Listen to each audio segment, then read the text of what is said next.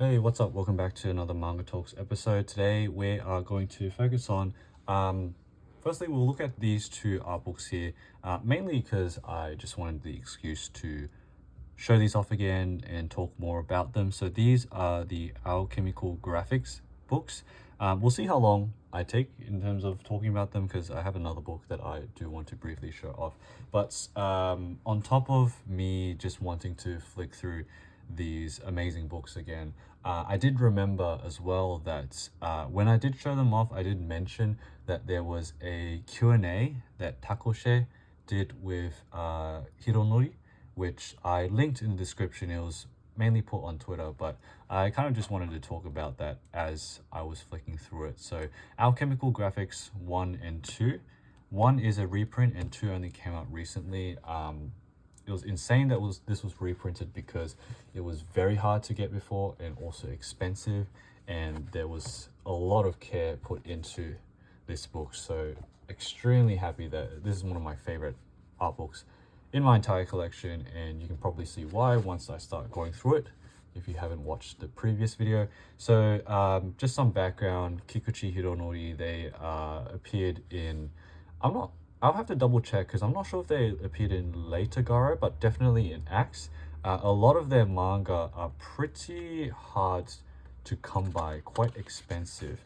And it's really interesting because their manga is, it's very different from the artwork you see here. So a lot of the artwork is extremely detailed here. You have a lot of different moving parts in every page. But their manga is more on kind of like the nonsense side of things, a lot of cartoony looking characters, and yeah, it's like, for me, I love the art, but the stories I don't really mind too much. But the art book that he's put out, these two, I believe these are the only ones that he's put out, but these are just amazing. But yeah, while I flick through these, I guess I'll read out some of the Q&A that he did, which is some of it is quite interesting to know about, because in the Twitter post there was a preface saying that Hironori doesn't really do much social media, and the reason why this was all put out together, these books and the actual Twitter post, was because there was an exhibition happening. So you could see the original pieces there, and these were also being sold as well. So one of the first questions that were asked was to Hironori, how do you draw over the course of many years? Because he's been doing this for quite a while.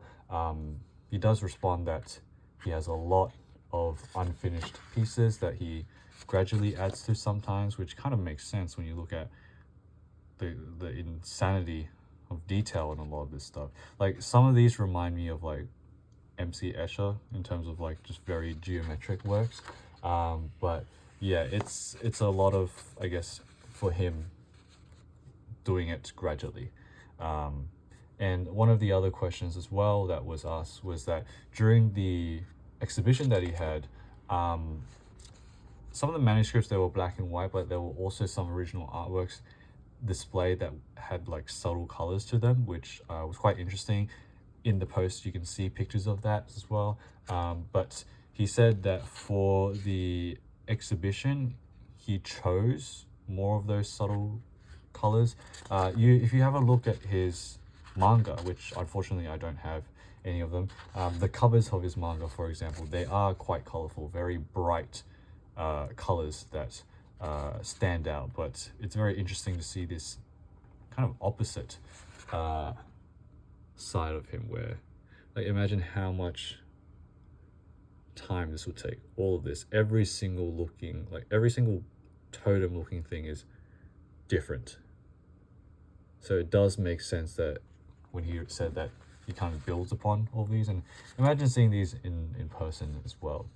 So crazy stuff too. There was also some talk about how he uses like lacquer paint to apply varnish over everything as well. And a lot of the influences that he talks about is like religious related. So some of the books that he was asked about in terms of his influences, I don't know any of these, and these are also translated from Japanese, so they're probably not correct, but it said books on Middle Platonism. I don't know what that means. Gnosticism, related studies from C.G. Jung or Young as well, which I don't recognize all of them. And in some of the paintings and artwork, let me try to find it. Yeah, some of them there is writing. So there's stuff like Latin throughout. This one is, for example, flipped over, so you can't really read that. There's some Latin here. And his response in that, which I found interesting, was that they like used words from like the Old Testament, New Testament Bibles, other religious texts as well, reverses them. So kind of just like, what's the word? Cuts up and appropriates them for their own use in their artworks. So I found that very interesting. Specifically in Alchemical Graphics 2, which I'm going to pull up here, they quoted that on page 14 to 15. So page 14 to 15. There we go. So page 14 to 15, these two here, there's supposed to be a list of the name of evil spirits from a Gnostic text that is titled something like the Apocryphon of John. So that's some interesting stuff. I'll zoom in here. That's some writing there, that's some writing here. Just insane. Oh man, I can't believe we got 2 Alchemical Graphics books. Not just the one. Like back then, before this was reprinted, Alchemical Graphics was one of my bucket list books. And so when that came out, instantly bought it, instantly. So they appeared together pretty much. And in terms of some other motifs, which I don't know if we probably have seen them as I've been flicking through them, but there's a motif of some hanging daruma figures. So daruma is the little like toy where you paint in the eyes when you get a wish. I don't know if I can find a specific page here because it doesn't mention the page number, but hopefully I flicked over it. But yeah, he does use motifs of daruma. Some in one specific page as well, there is like a tower with animals in them, which is referencing the Ark, Noah's Ark. Insane stuff. When I do think of Hironori, I do think of people like nerunodaisuki as well. Kind of gives me similar vibes where you have these extremely detailed pieces, but at the same time, they can also do the more cartoony, cute stuff.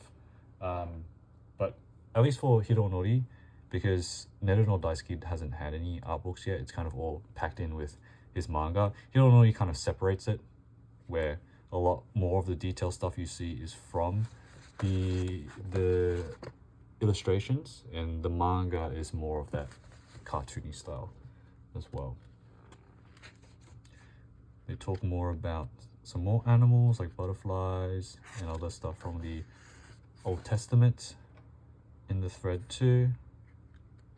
But yeah, it's just, man, this book is so good. It's so good. I really recommend. Like, I think the art speaks for itself. No matter what type of art you're into, this is just one of the coolest things ever. So I really wonder what they're doing right now, because this exhibition was only last year, I believe. It should have been when Alchemical Graphics 2 came out, where here, let's see, 2024. Okay, yeah, last year. First printing August. So only came out last year. So happy to know that he's still active. Here is a list of works for Alchemical Graphics 2. Amazing cover, and I'll go back to 1 as well. I think 1 is still my favorite color out of the 2, just because, you know, you can't really beat black and gold. It's a very iconic pairing. This is the list of works here, and a little biography. Oh, so they did debut in Garo. Yes. 1995. All right, very late Garo. Because Garo stopped in 2002. They've also contributed to Comics 2000, that gigantic French book. Takoche stuff, yeah. And so the first printing was in April 2019. Wow, so we got the reprint 5 years later. And the cover design, oh, great stuff there. Paquito Bolino, the founder of LDC. So yeah, I did want to talk about these two because, oh god, it's such a amazing pairing of books. So again, highly recommend to pick them up if you can get them. But you know, I bought these back in 2024, so I don't know what the stock is looking like now. Maybe if you check Takoche's website. I personally haven't ordered anything from Takoche directly because I know if you're doing that from overseas, you have to email them for it. But Takoche is, you know, the source of alt manga and getting books like that. So check them out. Mandarake, very unlikely this will pop up on sites like Mandarake or Surugaya because they're probably a lower print run. It's kind of just concentrated like a small thing. I believe Sean over at Japan Book Hunter had these at some point, but they probably sold out quick because look at these, they're gold, absolute gold. But yeah, so that was the Alchemical Graphics book. And I guess the next book that I want to talk about is this one here, kind of controversial because it's very uncomfortable of a read. I got this a long time ago and read this a long time ago too, but I just haven't shown it off since, I guess. I did show it off in like a haul video. I didn't know what was going on during it, but this is... Okay, so I read this on the 18th of January this year. Wow, okay. 6 months ago. So this is a book that is titled Townsend Hall so this is drawn by Isaka Yoshitaro, and the original story is by Higurashi Shinzo. So I'm not too sure about Higurashi. I've never really heard of them before, but Isaka Yoshitaro this is my first book from them, and I'm familiar with their art. They're an illustrator, and this is not really a manga. It feels more of like a graphic novel of sorts. It's a illustrated story, like a picture book. Very uncomfortable picture book, but the main reason why I wanted to pick this up was, before knowing anything, love the art. The art is so good. But yeah, let's go through it here. So we have the illustrated series by Miyuki. This is Yoshitaro Isaka. Has a little bit of information at the start there. And so what we start off with is already a very gruesome looking scene, although nothing violent is happening. It's just random stuff happening in the background. So the story of this is we focus on the Townsend Hall, which is like a building that everything is set throughout. The first person we encounter, his name is Townsend Tokube, and we start the story with him being found dead, hanging in his home. So there we go, we can see that there. So Townsend Tokube was apparently known for his blue eyes, red hair. Here he is. Here is the funeral, and he had extorted a lot of money from women and pretended to be a descendant from a rich American family by the name of Townsend Harris. He's like apparently the first US consul general to Japan in the 19th century, I believe. But yeah, he kind of just used his last name to fake his way into a lot of people's money. But Townsend's wife is a former geisha, and his son here, his name is Ryu. So we actually follow Ryu more throughout the story, because Tokube, he kind of just sets the scene, sets the story, just dies off at the start. And why that is the case is that after his death, we see his wife going around and seeing more men. And at this point, he notices it more, and it irks him. And I really love these random, like, gigantic ghost heads just floating around. But yeah, throughout, we've got a scene here, which I need to censor, and most likely need to censor that. And here it is. So this is the scene where this is Ryu. He's now grown up. I think he's like 18 or something like that. He's an adult, pretty much. He's kind of had enough of his mother's escapades with men. So one day he comes into their room and stabs her and kills her. So very gruesome, very violent already. And there it is. That's the death scene there. But I will comment so far on, why I love the art. Everything, it's just, you can see every single line.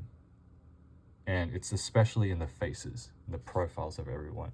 And this interesting style of having like these random people watching around, laughing, that sort of thing.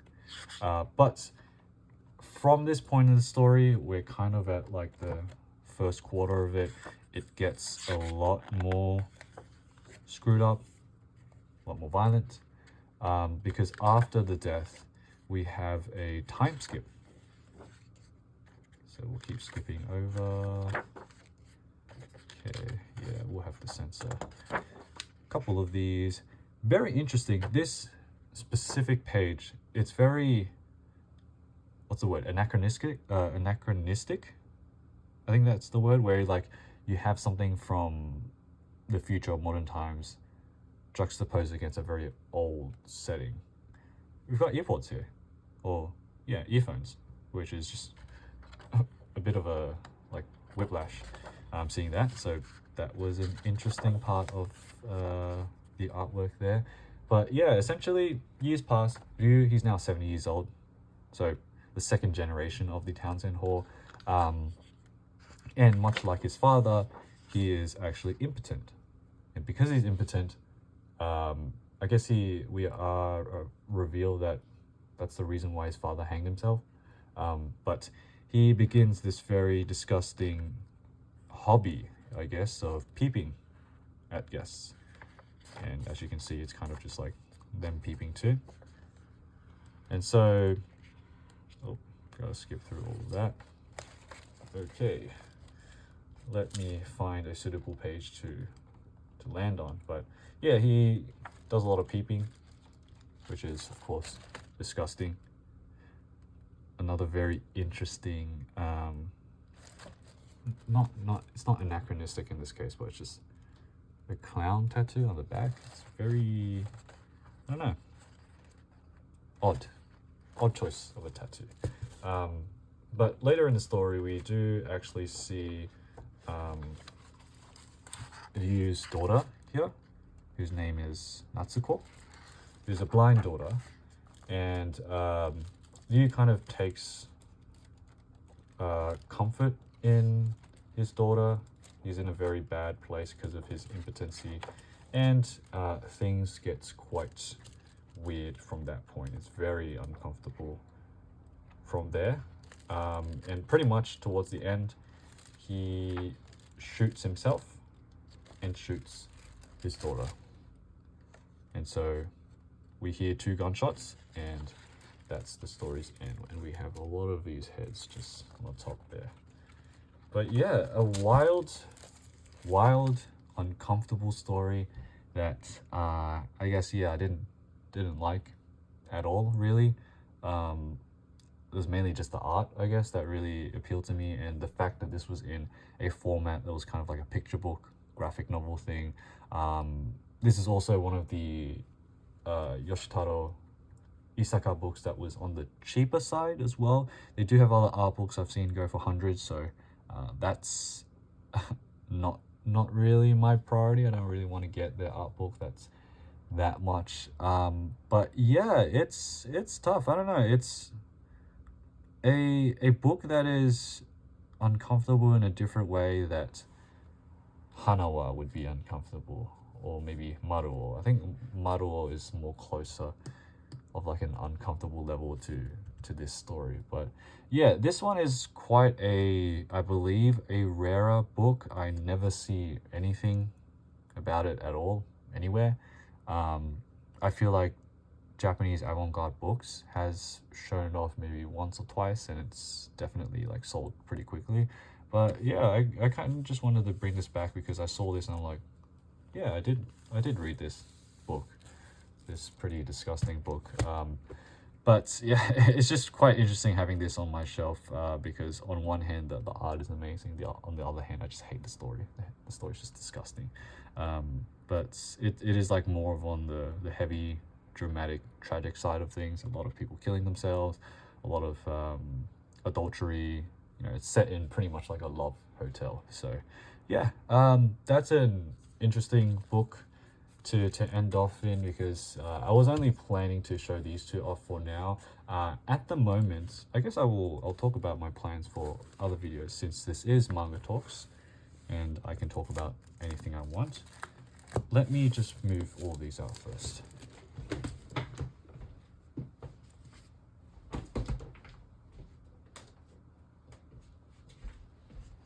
Okay, so in terms of what I'm trying to prepare for a future video, I don't know if it's the next video, but definitely a future video. This is a gigantic art book called pretty much like 100 posters of Japanese underground theater. It is a beautiful book. I think my biggest book in my collection right now. And what it is that in the early 60s and 70s, there was like a movement of underground Japanese theater that was more on the avant-garde side, and a big part of that movement was the advertising that came through all of these avant-garde posters being put up. So you have artists like Taronori Yoko, I think Kiyoshi Awazu did stuff, Uno Akira, even Otomo Katsuhiro, who did Kira, he did one. Shirato Sanpei did one as well. Inoue Yosuke. So a lot of well-known, well, I guess not well-known, but like fan favorites of the underground world. They were creating a lot of these posters. And what I'm doing right now is that I have, in the first part of this book, there's a lot of like essays and just general interviews as well. I've read through all of those and made some notes in there.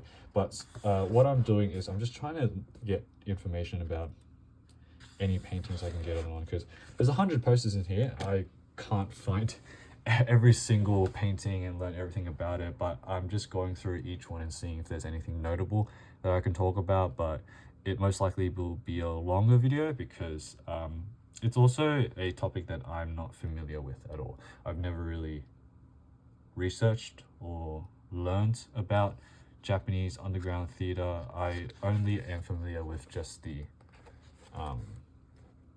artist who actually designed all these things. I do have their books as well, but yeah, it's also to record too. I'm trying to figure out how I should record it. You know, it's such a big book where doing it like this horizontally might not look good. I'm trying to figure it out because my desk is not that big at all, so I can't fit these properly, but I will figure that out when the time comes. But yeah, look out for that in, I wouldn't say the near future, I would say not the far future either, kind of like somewhere in the middle, I guess, once I figure out all this stuff, because it is a whole new world to discover.